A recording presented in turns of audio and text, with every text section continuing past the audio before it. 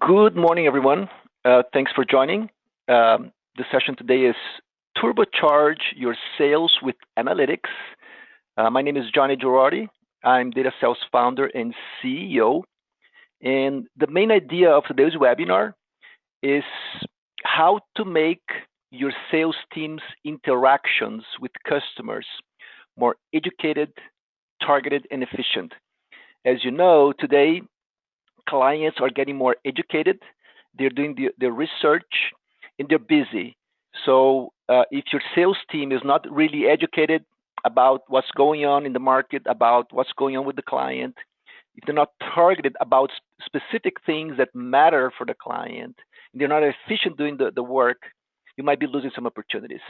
So hopefully today's webinar will cover some ideas that can help you fulfill this concept using analytics as one of the tools to get that part covered. So from an agenda standpoint, first of all, we'll talk about metrics for sales management. You know, analytics is about metrics, measuring things. So we'll talk about powerful ones. We'll talk about the critical role of data for maximizing sales. And we'll talk about how to engage salespeople with analytics. And then at the end, we'll have a Q&A session. So let's start with powerful metrics for sales management. And there's a book called Cracking the Sales Management Code by Jason Jordan. If you are into sales, I highly recommend reading this book, especially for analytics. It has a lot of great information. It can help you also understand better the processes, kind of metrics that might relate to your business. So highly recommend. Anyhow, Mr. Jordan, he researched through several large organizations, and the main idea was to learn from these organizations key metrics for effective sales management. And in this research, he gathered more than 300 different kind of metrics, a lot of metrics. So a lot of people using a lot of different ways to looking at data. But one of the things that he did, which I thought it was very insightful, that sometimes we don't really think hard about it, is can we manage this metric? Can we actually influence it? How much effort should we put into analyzing metrics? And it's a process. Quite often when people start measuring and trying to managing things, they have an idea of what might work. They give it a shot, and quite often they realize it's not ready, it's not right. They have to twist it, tweak it, change it. And it's a journey. It's part of the process. But being able to measure something and act on that measure is critical. If it's just an information that nobody acts on, it's usually not that critical. So a big chunk of this book message was, can we manage this metric? So he went through this whole research, and then he found out of those 300 plus type of sales metrics, there are three main types or buckets. The first are the sales activities, like calls, emails, visit to clients, demos, things of that nature. Sales activities are usually things that are easy to measure, how many you are doing, and usually they are fully controllable in a way. Make more calls, visit more clients, send more emails, while you're not reaching the goals of those things. So sales activity is usually something kind of almost 100% within the measurement and the management of metrics in a sales organization. Now there are the sales objectives. Well, sales objectives is pretty much, are you getting more opportunities open to push through the pipeline? Are you being able to move them quickly, or how long it's taking to move from one step of the pipeline to the next one? So those things are your objective. You want to get more opportunities. You want to get them moving forward and eventually to close them, of course.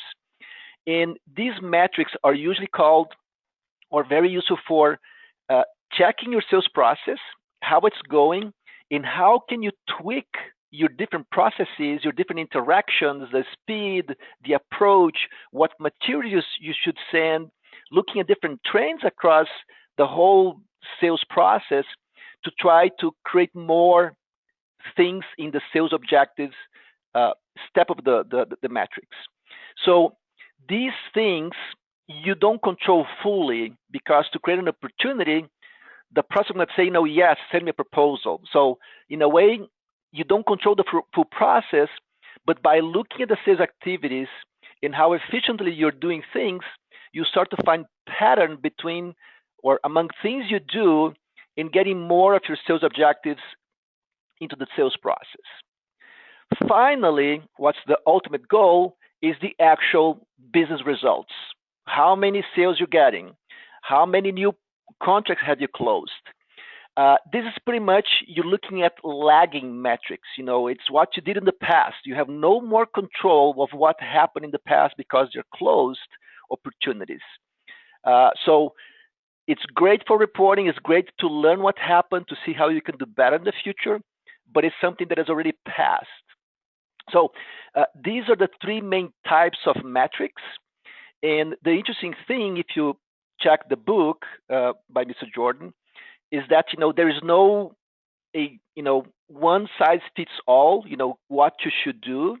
It's great to learn what options are available, what other organizations are doing, and try to start to experiment in your own sales process to see which ones can actually help you and your sales team do better.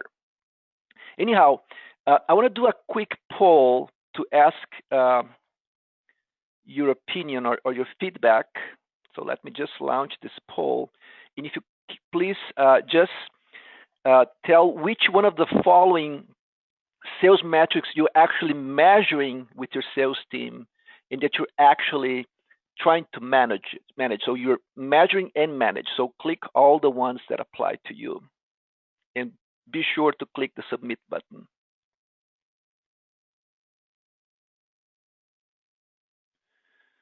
Ten more seconds. 5 more seconds. All right, I'm going to close the poll and just share the results. So most are measuring the results, a bunch of objectives, and actually about half checking the activities. Pretty good. Thank you very much. All right, so this is actually what Mr. Jordan found on average among this organization that he was dealing with. As a guideline, these organizations they have fairly efficient sales processes, and he found that a good chunk of their metrics was around sales objectives, a small amount on sales activities, and relatively well for business results. If you just remember what we just looked at our own survey here, we got 80%, 86% for results, 71 for objectives, and 57 for activities. So we have a little different arrangement here. There's no right and wrong. I'm just conveying that for these organizations, they found out that and if your sales process is fairly mechanical, quite often there is less management of sales objectives and more kind of doing sales activities. If your sales B2B is more complex, sometimes you have to work harder and get more things into the pipeline so they can move into your sales objectives. So those specific things of your own business, you have to see which one to apply better and then try to increase the buckets depending on those kind of needs. Now I want to show some examples of sales manager dashboard. So I'm not talking about the sales people, but the people who manage salespeople. And the examples I'm going to be showing here is actually some examples that some of our clients, actually the example I'm going to be showing is for one of our clients that went through or constantly going through a process to analyze how they can make the management of their salespeople more efficient. How can sales managers understand what's going on and influence the salespeople to be more targeted, to be more efficient, and to close more sales? So now I'm going to just switch to DataSelf Analytics. This could be done in any tool. Could be Excel, could be other BI solutions. I'm showing DataSelf Analytics because it's actually what we use to provide to our clients. Anyhow, so this company, when they started investing in analytics, they want to have their sales managers and salespeople a lot more aligned with what was going on, trying to find trends among different salespeople and different clients that would be the good trends or the bad trends, to help the whole sales team to learn from those successes and mistakes to be better next time. So they started as a journey, as I mentioned. When you start, if you're not on top of your things, you don't know exactly where you're going, but it's an exciting process. As you learn things and you help your sales team be more educated, you can improve a lot your efficiency. So this is a dashboard that a sales manager, pretty much every week on Mondays, he will look. We pretty much have the salespeople, and then bars for each one of them, telling how much the opportunities they have on the CRM system. He will see the whole opportunities, and then he can filter these opportunities by if it's open and closed, what is the stage of the opportunity, what months expected to close. And at the bottom, he has the actual opportunities in the CRM system. So it's a kind of a vanilla, obvious pipeline dashboard that usually you find in CRM systems that provide this kind of perspective. But the reason why they decided to use DataSelf to replace their CRM and ERP reporting was because they said, Johnny, we really need to be flexible, analyzing our trends, be able to change things and experiment. And what we've been trying to do for the past year and a half before DataSelf was working with IT and some report writing that they have, in pretty much every interaction that they want to change how things would look in the dashboard, how they would bring data together. It would take usually days or weeks for IT to come back with the final modification, the way that the salespeople was working. In something they would like to do like in 3 months, usually would take 6 months to 1 year to get it done, because just the whole reporting and analytics was just too cumbersome. They have to submit a request, wait for IT to get it done. So say, no, we need to become independent. We need to start slicing and dicing our data, putting these dashboards together, experimenting, discussing with salespeople. We need to get IT out of this equation. Support us, yes, but let us be independent. Anyhow, when they started this process, they had pretty much the same kind of dashboard that they had in the CRM system. So like I said, kind of vanilla. But the cool thing is, what I'm going to show you is the end result of about 4 months of interacting with the framework and customizing it. I'm going to show an example.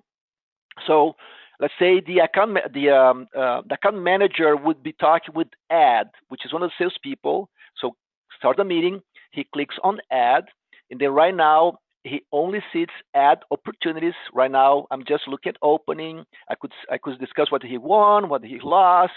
Would be a very interactive discussion. Anyhow, he has control of filtering of different options.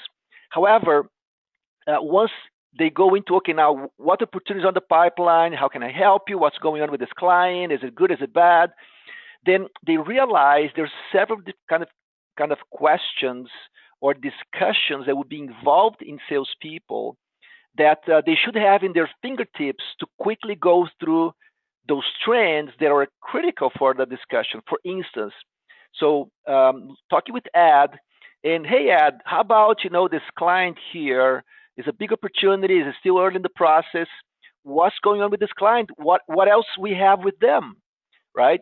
So before DataSelf, they have to go and jump into different reports and go to the ERP system to look at what the invoices they sold.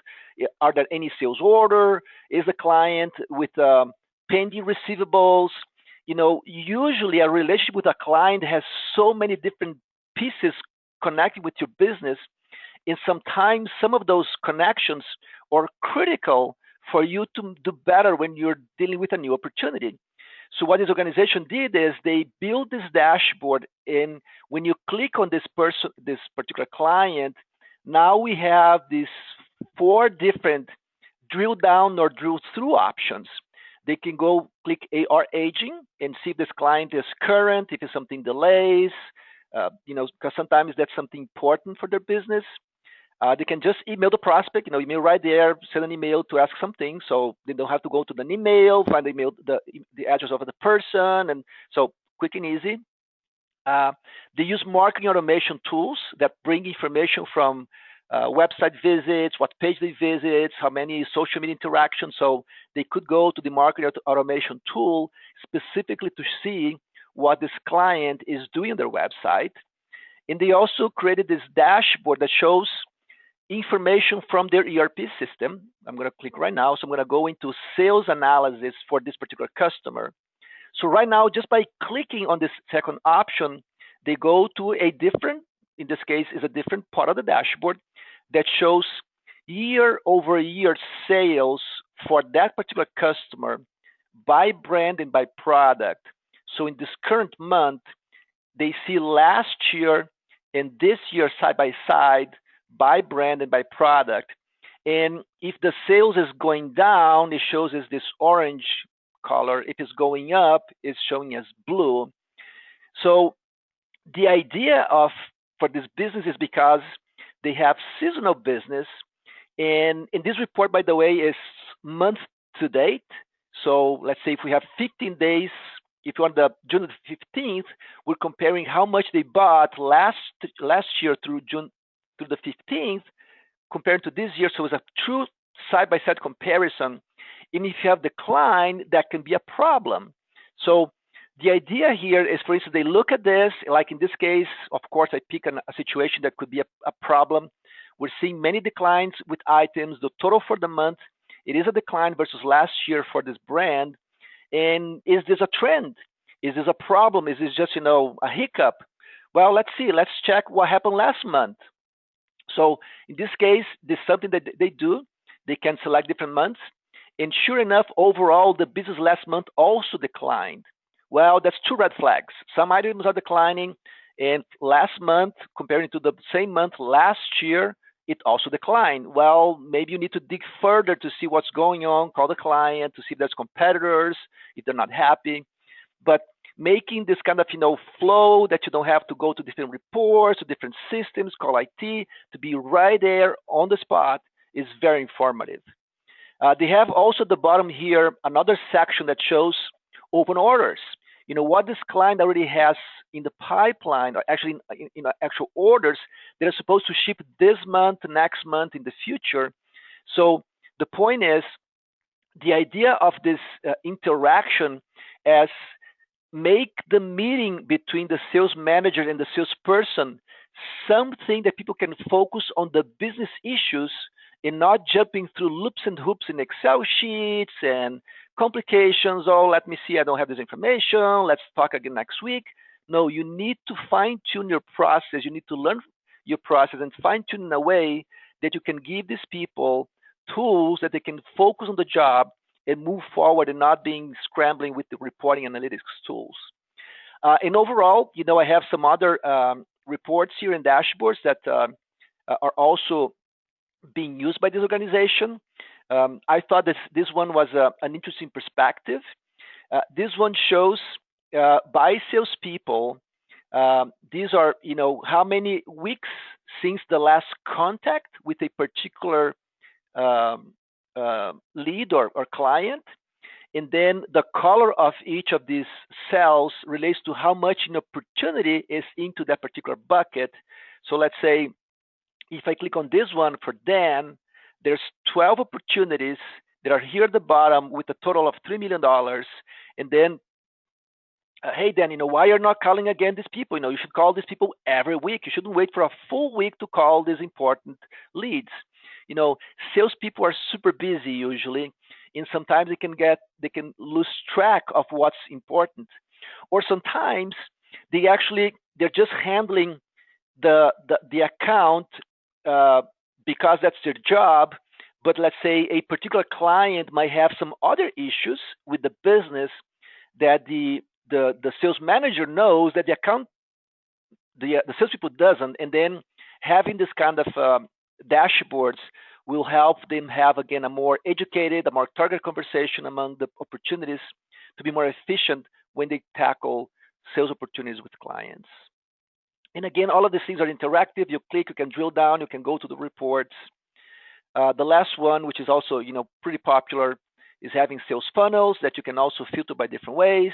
Interactive, that you can click, you can email, you can go to other dashboards. All very interactive and all very targeted specifically for procedures that will help the sales team be more efficient.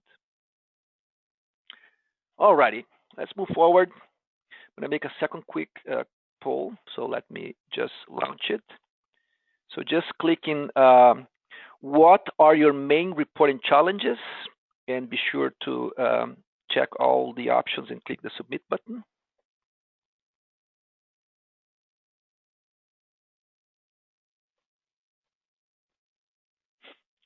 Don't forget to click the submit button.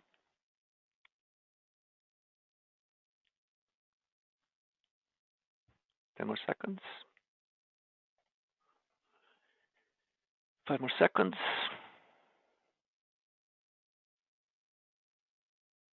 All right, thank you very much. Just sharing quickly.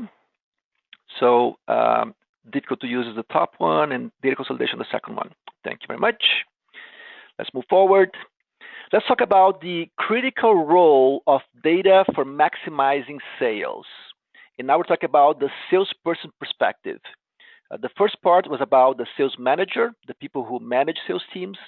Now we're going to talk specifically about salespeople.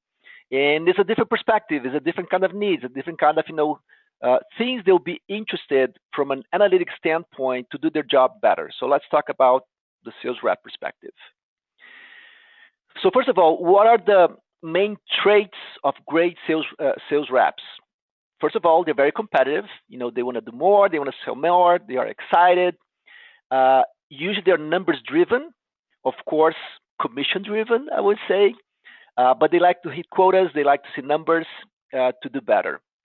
And overall, they're curious. They're curious about what's going in the market, they're curious about what's going with the clients, what you're doing, so they can do better. So these are 3 great traits of salespeople. And the idea is, by understanding their traits, see what kind of metrics, analytics, information you can create to help them be more competitive, more numbers driven, and more curious. So let's take a look at some of those ideas. So what is important for a rep? What can motivate them from a analytics or data standpoint? So first of all, one thing that I always tell people, usually you have to pay attention to the high performers. There's always a small number of them that are so ahead of everyone else, and you have to do your best to learn from them. Sometimes they don't like to share much their secret sauce, but you should overall try to learn from them and try to share with others whatever you learn. And it's a process. Again, many people don't like to give away the kind of special trick that they have. Sometimes they don't even know why they're so efficient, but if you talk with them, cool, usually you learn certain things that some other people are not doing. I also found in our client base, one thing that has helped a lot these organizations learn from reps to help the other reps to be more efficient is be sure that a commission component is based on team performance or company performance. So the more that the team sells, the more that the company sells, anyone will make better. So high performers sometimes, if they get nothing from other people selling more, they're going to say, why? I'm going to be sharing what I know. It's working for me. I'm great. But if you do, this kind of, commission component base from other people, they'll be more inclined to say, wow, I'm one. There's another, 50 reps. If I get 5% from their sales, it makes big difference. So it's a soft approach that will help you get your team as a whole more to share things. And you don't even need to be the person or the managers doing the actual sharing.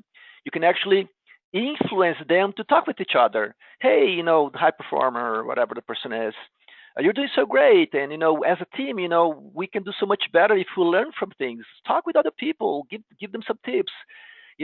Try to influence positively with a soft approach to get them to be sharing what they know and help other people to do better. From an analytics standpoint, make it very easy for them to monitor their progress against their goals. This is kind of, looks like obvious, but quite often, as you learn what metrics are important for your sales process, the activities, the objectives, and the results, make it easy for those metrics to be in a place, in a way that managers and salespeople will find them right there. They don't have to dig it through. They don't have to go to different complicated places. Just make it easy. Check what other companies are doing. Try to learn from your peers. Same industry. Sometimes you learn from the competitors. Pay attention to them. That can help your sales team to do better. So that's also very important. And we have been working, or we have worked with hundreds of organizations doing analytics. A lot of them, they use our solution for sales. So we have learned a lot from these organizations. We have built a lot of out-of-the-box reports that look at different sales metrics. Like Mr. Jordan mentioned that, 300 metrics that he found in these large organizations. We have 3,000. Of course, that many of these 3,000 are variations of the same thing. But there's a lot of things to look in our out-of-the-box to get inspiration to see if some of these metrics would be really relevant to your own sales process. So let me show some examples of dashboards that have proven to be valuable. This is another one of our clients that they found out that they want to make it easy for their sales team to see how the whole company and the whole teams are doing from a sales standpoint. So there's a very simple quota dashboard that they see the company total.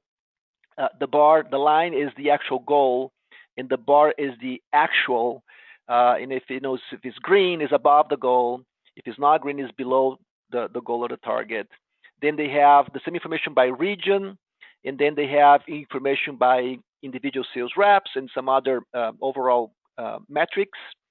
Now, one of the reasons why they did this quota dashboard, and it's actually a big screen on the sales team room, is because they understand that salespeople are competitive and they're curious. So if someone else is doing better than them, they'll be pressured to do better.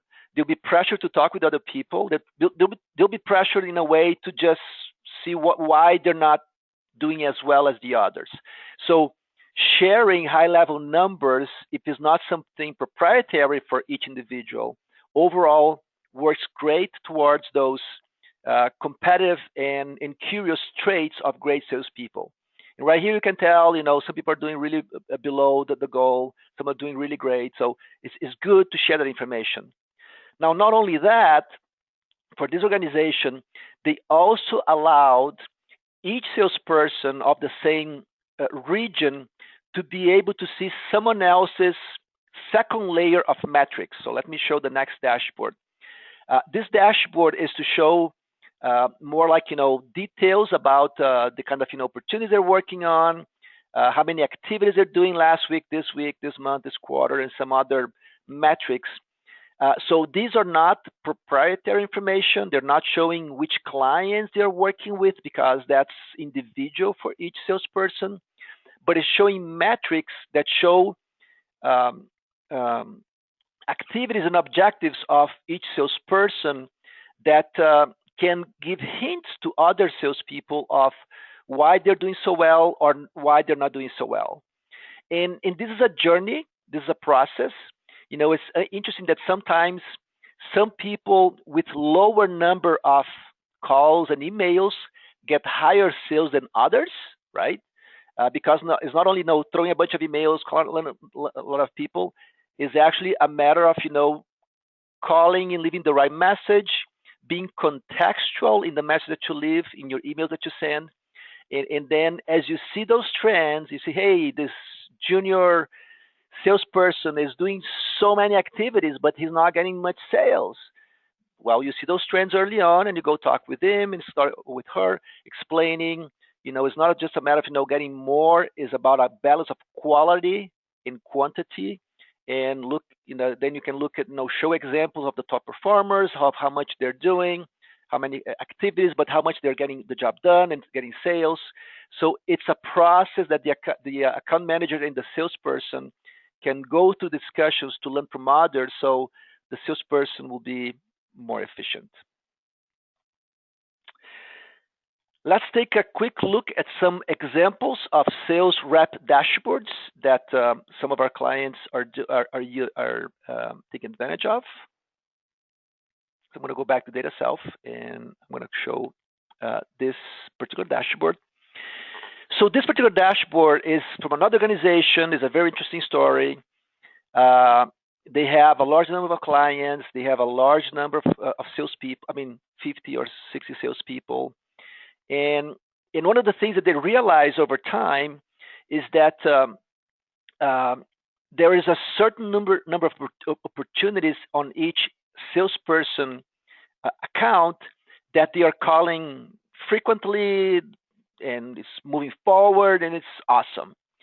But each salesperson has a big chunk of other opportunities or other prospects in their account that they're not with hot opportunities, or they have nothing in the pipeline or little things, and they want to help the account manager to decide who they're going to call next.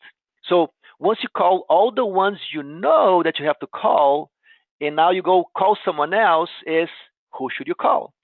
So it took them a while to come up with this idea of who's hot dashboard.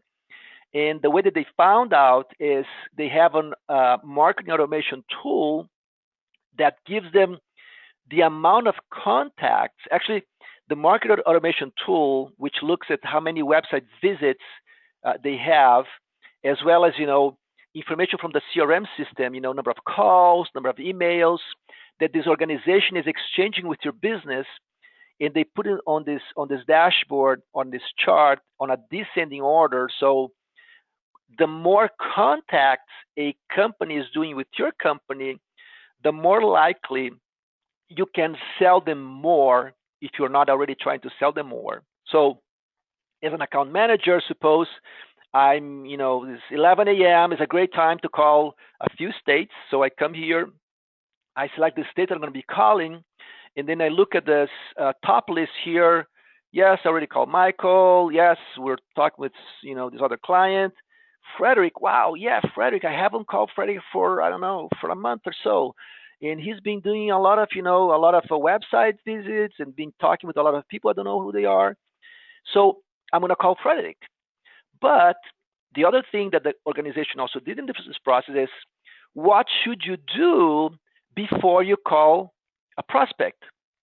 So usually, this person goes through a certain process before they call a prospect. But the company decided what you have to do is you have to go to the customer trends.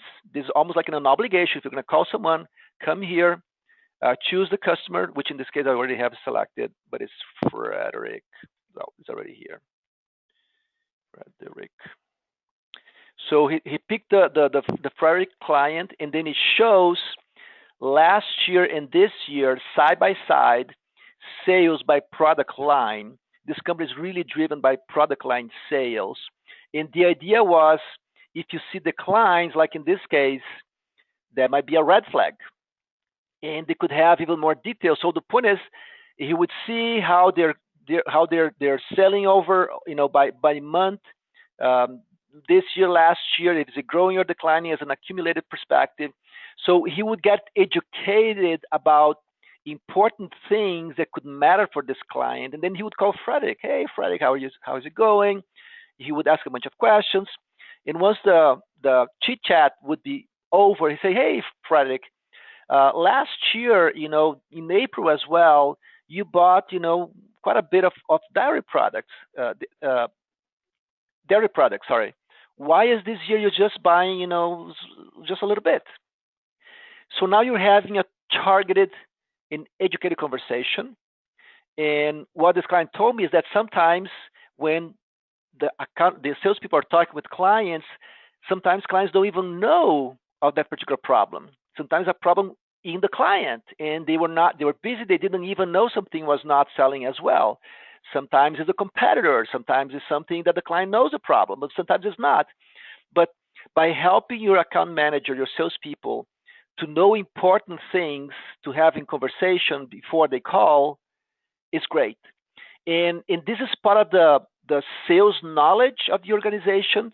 Again, by learning from the high performers, by learning from salespeople how they're doing better, quite often many of those learning things are applicable to everyone else. And when you learn those things and you incorporate into the analytics solution and you do things like this, you kind of help the salespeople to go through these things and more effectively be more educated, be more targeted. Now, in this particular example of this company, they also, let's say, hey, I'm going to call now Mason, another client. And then once I choose Mason here, and I see the trends, I see what's going on, and look at this, it's red. Something is not good.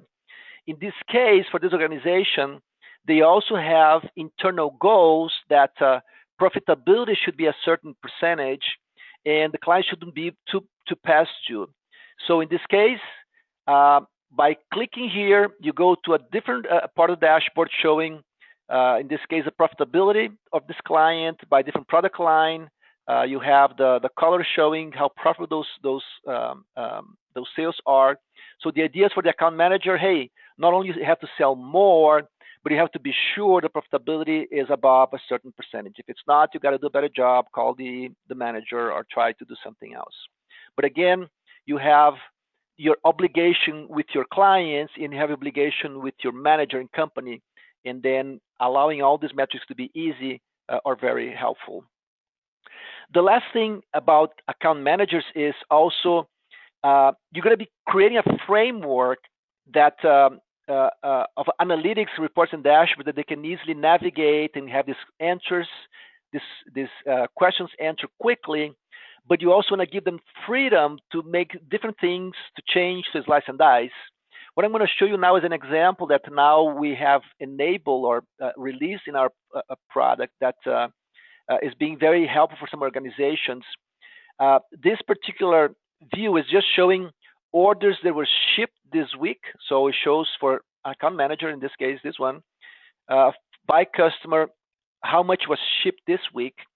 And in this particular business, quite often you would be just shipped and job done, you got your commission, no problem. But sometimes some account managers say, hey, actually, I want to be notified when shipments are above a certain threshold because I want to call the client and say, thank you for your business. So by having something like this, an account manager could come here and say, hey, I want to create an alert.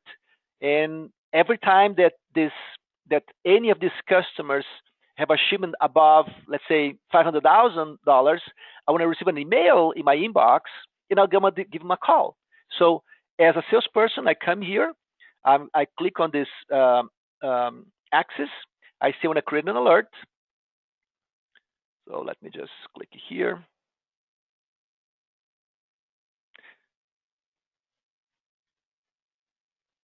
Revert, okay, sorry. So when I click an alert, I click the bar, I click alert, and then I say, hey, when the order ships go above $500,000, I want to send an email to myself with this subject. I want to send this every day. I want to send to myself plus Joe, who is my manager. And I click the alert. That's it. Now, I don't have to worry about this thing anymore. I don't care. But if or when a customer goes above $500,000, what happens is I get an email in my inbox showing exactly what happened, and then I can call the client. I can send them an email to thank. So it's completely self-service. I did it by myself. Suppose eventually I decide, hey, actually I want to call people that are, over $400,000. I want to lower the threshold. Do I need to call IT to ask to change? Nope. I come here and I say, added this alert. I go right back into the product. I just change it 400. I click save, and that's it. Or maybe, I forward this email to someone else. Oh, check this out. Suppose I'm another salesperson. Wow, this is awesome. I also want to receive this alert. I just come here and click add me to this alert. By myself, don't need to call IT.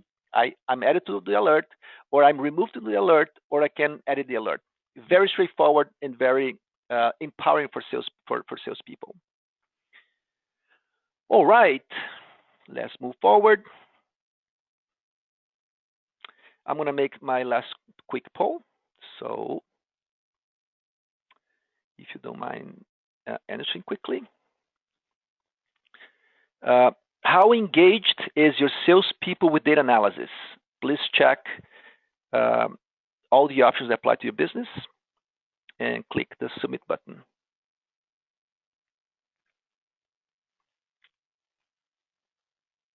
Ten more seconds. 5 more seconds. Thank you very much. All right. So let's talk about how to engage salespeople with analytics. Many of my clients, they say, Johnny, my salespeople, they are great. They're very people, and I'm having challenges getting them to look at data, to look at reports and analytics the way that they should.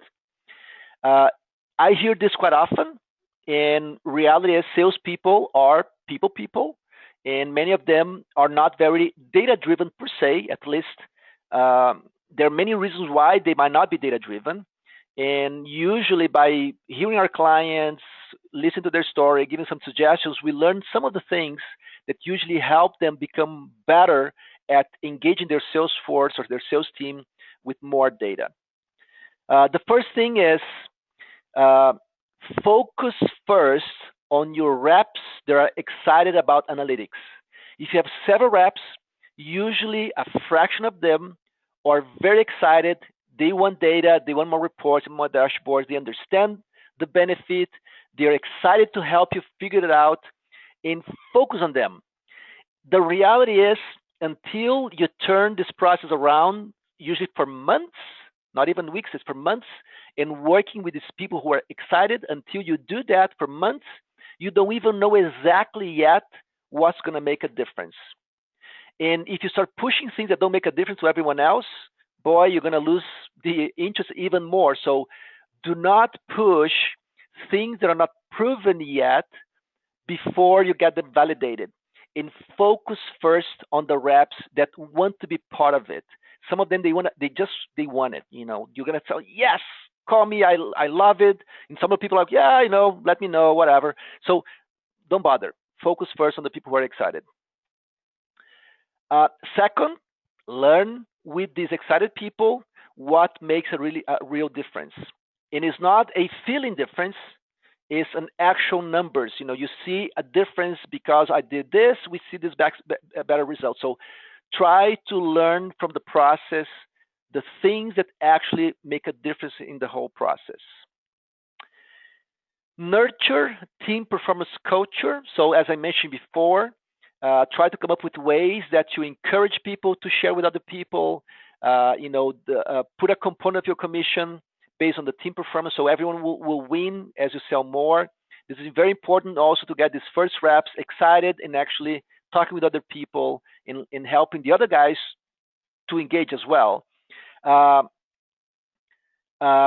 One thing that I've said a lot and I've seen a lot with my clients is don't push analytics to everyone.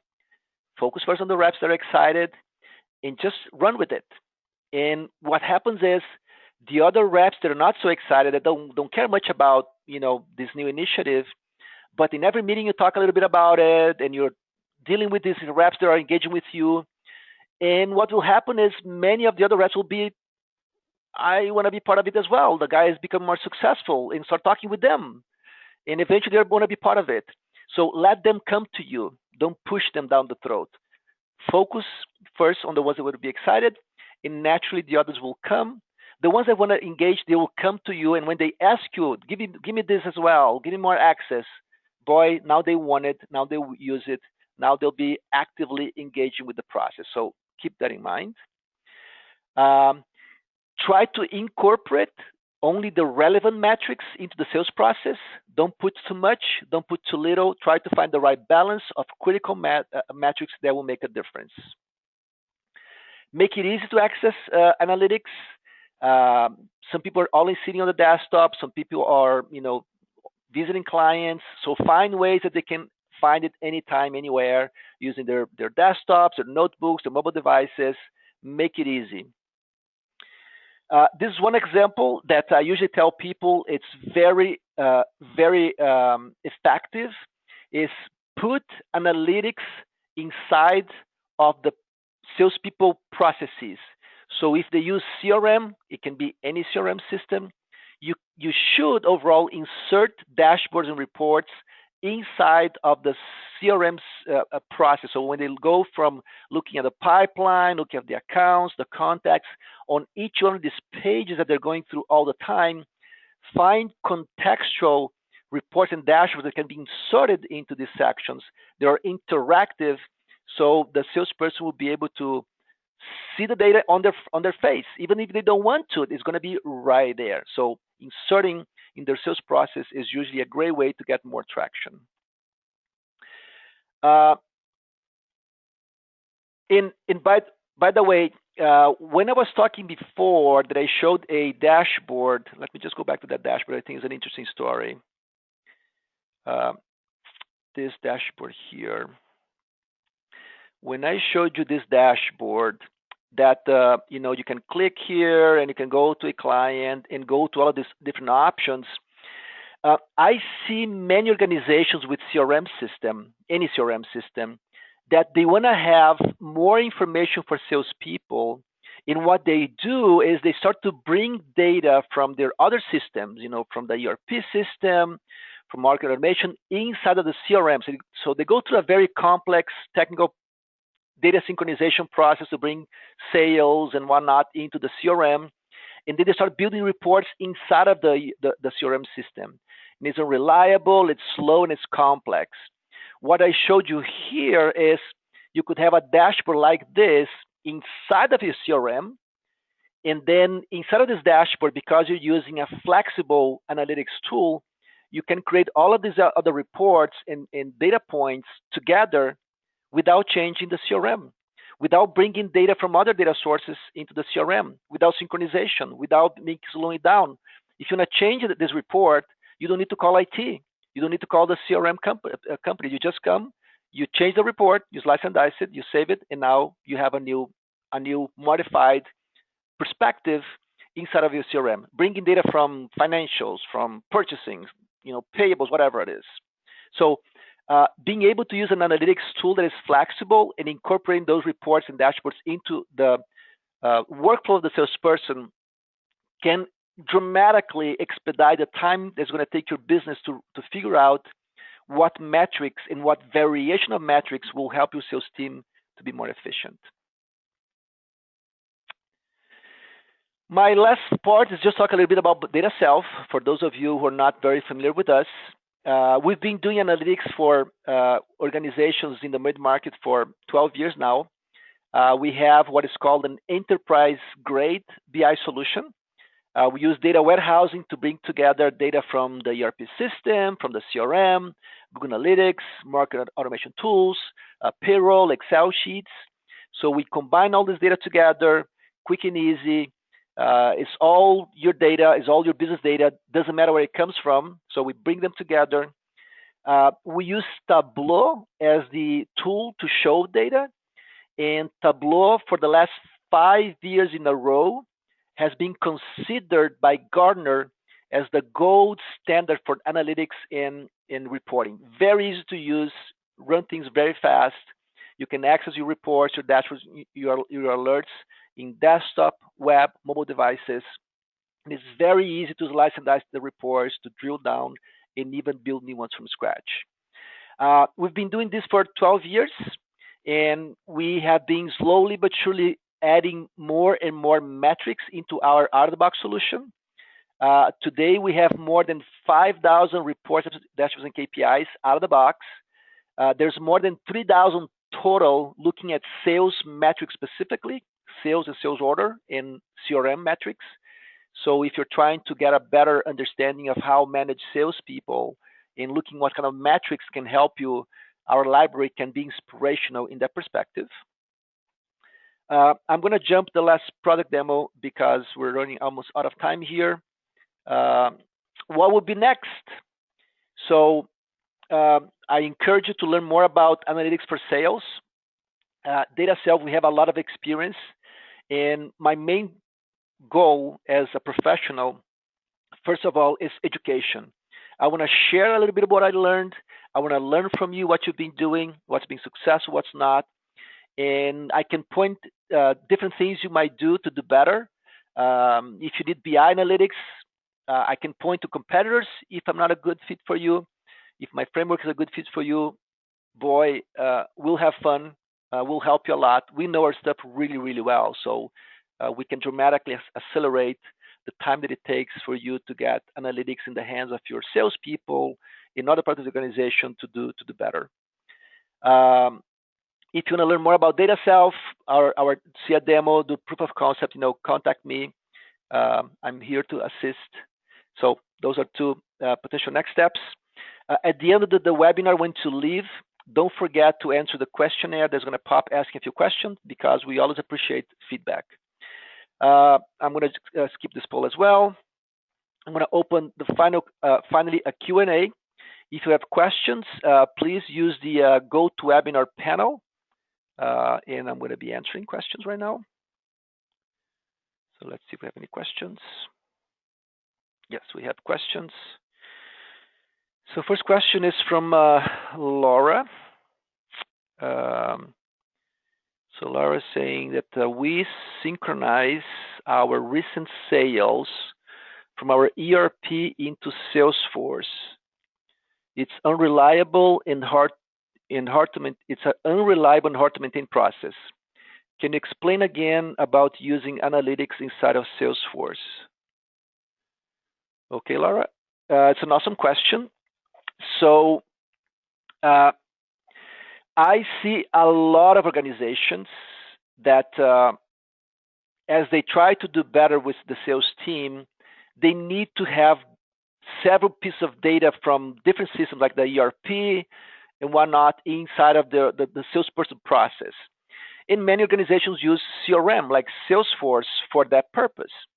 So if you're talking with the consultants, the CRM consultants, the ERP consultants, a very natural approach that they will take is, sure, we're going to bring your data, let's say, as you said, your sales data from your ERP into your CRM, in your case, Salesforce, and then we can build reports inside of it. It looks great. It actually works. And as you said, sometimes it's unreliable because it's a lot of data, and synchronizing data from one system to another, as you said, is unreliable, it's slow. The other thing that I also see many companies doing this is once they get the data inside of the CRM, they start to have more ideas. Hey, what if we do something else? We need to add more, this extra piece of information. And it becomes another weeks, sometimes months of IT process to bring more data inside of the CRM. And eventually they've got another report out of the CRM. It's a slow, complex, and expensive process. And I tell people, if you need data from the ERP inside of CRM for transactions, yes, you have to do that. But if it's for reporting and for data analysis, which a lot of the cases is, do not do that. Do not try to avoid to bring data from one system to another if it's for reporting and data visualization purposes. It's the wrong tool. It's going to be complex, it's going to be expensive, and potentially unreliable. If you use a tool like DataSelf, a tool that can bring the data together in a data warehouse, so you have your ERP, your CRM, and you have a front-end tool like ours, which is Tableau, that allows you, the salespeople, to easily slice and dice the data, change reports, dashboards inside of any tool, inside of the CRM, inside of the ERP. You become empowered, you can change, and you're not synchronizing data. Like you're saying that you're only bringing recent sales into your CRM. What if you decide to bring more than recent sales? If you're using this process that you're doing today, is going to be even more unreliable, even slower. With a tool like DataSelf, you do it yourself right there. You just select a few more months, maybe 2 years on the report per se. You just click edit, you change the filter, and you're done. So much more efficient. Laura, I highly recommend to have a conversation, the two of us. Quite often when I hear this kind of question from people, I say you might be doing the wrong procedure, the wrong approach. If it's for reporting in a data analysis, do not bring data from one system to another. Use an analytics tool. If you need for transactions, then yes, like you need an order. You are in CRM and you need to copy something from the ERP inside of the new order inside of the ERP. Now you need inside to move data from one bucket to another to push an order. Then there's a transaction. It's not for data analysis. Then yes, you need it. So let's talk. I can go in more details, understand your case, give some more ideas, and see if I can be of any assistance. Laura, thank you very much for your question. Let's see one more question because we're running out of time. Question from Max. Does DataSelf support Sage X3? Yes, Max, we support Sage X3. Actually, if you want to see what products we support, any of you come to dataself.com on the homepage. Just scroll down a little bit until you find these buttons. You click this button, you're going to see the list of ERP and CRM we support. Is more than a dozen. Dynamics, Microsoft Dynamics, most Sage products, Acumatica, Salesforce, Infor, SalesLogix, and whatnot. If you want to learn about what reports are available out of the box, what are our 3,000 plus KPIs for sales and sales order, then you click this 5,000 reports dashboard KPIs button. Let me click on it just to go quickly to that page. Here you can have a little description of what's available. You can see some samples, and you can download the full list of reports, dashboards, and KPIs we have available. So I encourage you to do that. Folks, we're running out of time, so my last comment here is, first of all, thank you for your time today. I hope you found it informative. Let me know in the comments, send me an email, feedback, what you liked, what you didn't like. This session is being recorded, so